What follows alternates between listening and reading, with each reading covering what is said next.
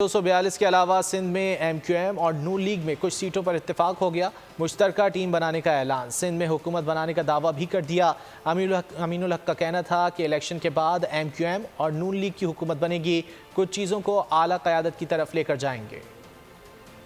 کچھ جسے کہتے ہیں کہ سیٹوں کے حوالے سے بھی ایڈجسٹمنٹ ہوئی ہے، ایک ایسا مشترکہ موقف اپنایا جائے، ایک ایسا مشترکہ ٹیم سامنے لائی جائے جو اس بات کو میک شور کر سکے کہ 8 فروری 2024 کو جو الیکشن ہو اس کے بعد ایک ایم کے ایم اور P M L N oriented حکومت تشکیل پا سکے اس سندھ کے اندر۔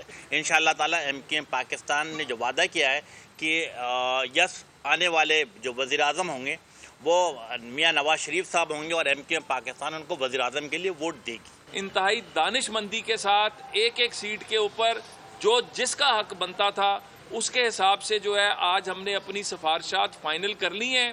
تو پی ایم ایل این کا ہمیشہ یہ رہا ہے کہ تمام جو سیکٹس ہیں اور تمام مکاتب فکر کو ساتھ لے کے چلا جائے۔ فیصلہ ایک ہے، اعلان ایک ہے کہ اب لوٹ مار کی سیاست نہیں چلنے دینی، کرپشن کی سیاست نہیں چلنے دینی، جبر اور زیادتی کی سیاست نہیں چلنے دینی۔